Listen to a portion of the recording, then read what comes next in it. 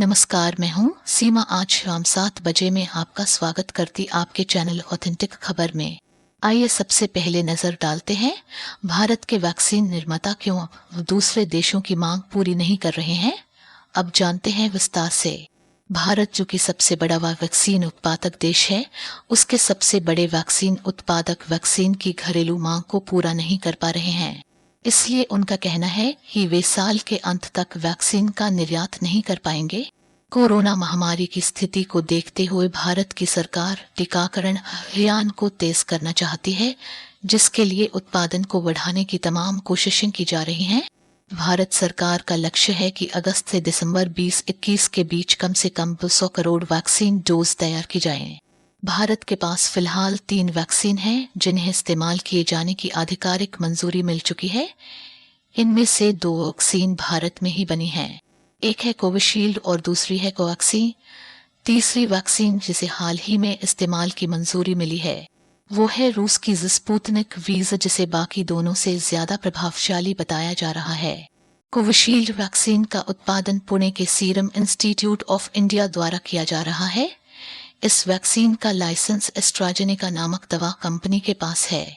वहीं भारतीय company Bharat biotech ने आईसीएमआर की मदद से कोवैक्सीन तैयार की है, जिसका उत्पादन भी भारत में हो रहा है।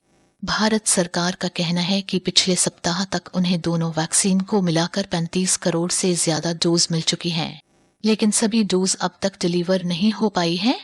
बताया गया है कि रूसी वैक्सीन स्पुतनिक वी भी जल्द ही भारत के टीकाकरण केंद्रों पर उपलब्ध होगी। इस वैक्सीन को इसी वर्ष अप्रैल में इस्तेमाल की मंजूरी मिली थी।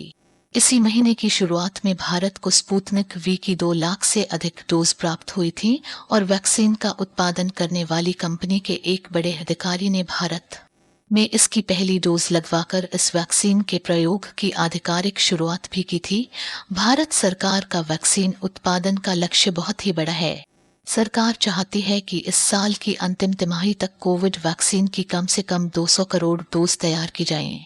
भारत 130 करोड़ से ज्यादा की आबादी का देश है और पूरी आबादी को टीका लगाने के लिए भारत को अभी लंबा सफर तय करना है।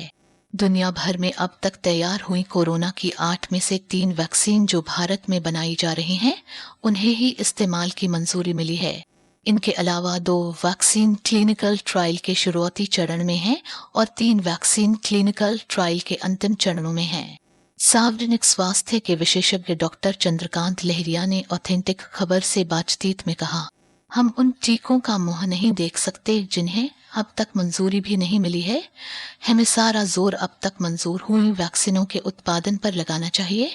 हमें देखना होगा कि हम कैसे इन्हें ज्यादा से ज्यादा मात्रा में बना पाएं।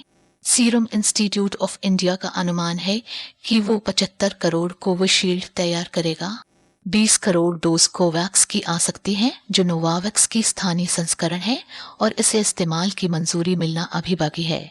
भारत बायोटेक भी 2 तरह की वैक्सीन बना रहा है, जिनमें से कोवैक्सीन की 55 करोड़ डोज और दूसरी वैक्सीन की 10 करोड़ डोज वो तैयार करेगा। भारत बायोटेक की दूसरी वैक्सीन क्लिनिकल ट्रायल की शुरुआती स्टेज में है।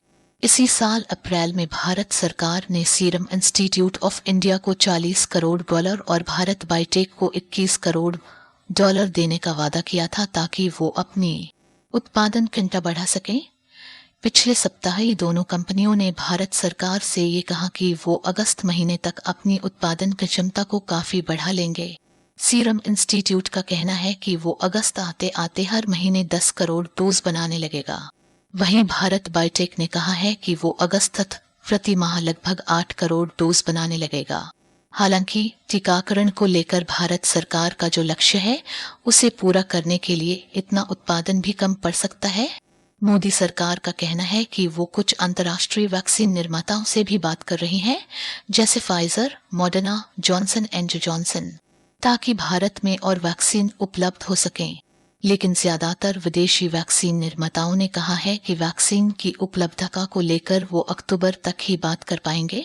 यानी इन दवा कंपनियों से भारत को कितनी वैक्सीन कब तक मिल पाएगी, इन सवालों का जवाब मिलने में अभी थोड़ा समय है। भारतीय वैक्सीन निर्माता कच्चे माल की कमी का भी सामना कर रहे हैं। अमेरिकी राष्ट्रपति जो बाइडेन ने इस साल की शुरुआत में अमेरिका में डिफेंस प्रोडक्शन एक्ट डीपीए लागू कर दिया था ताकि अमेरिकी वैक्सीन निर्माताओं को कच्चा माल पहले मिलना सुनिश्चित किया जा सके।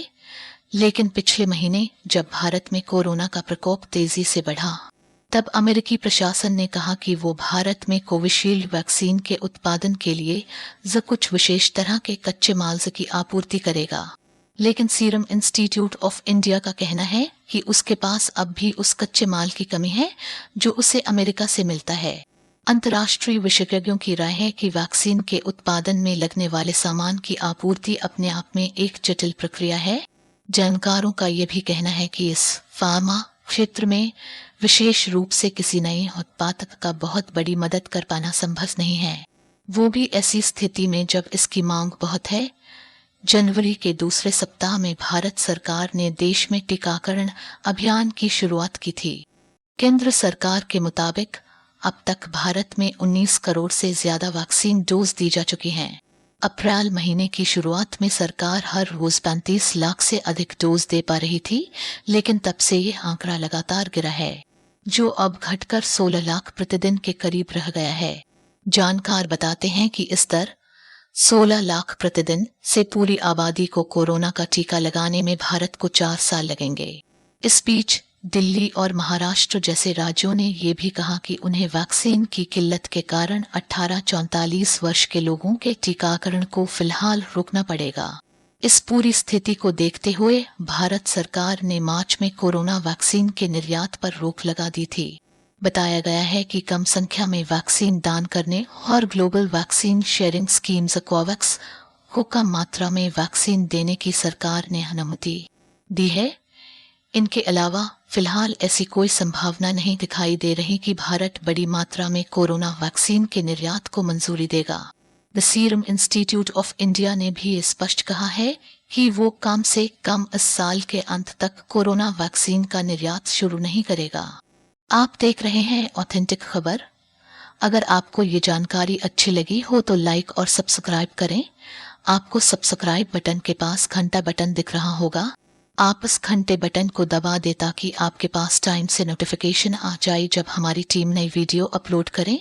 अच्छा, आप मुझे इजाजत दें और देखते रहिए ऑथेंटिक खबर। नमस्कार and have a safe life.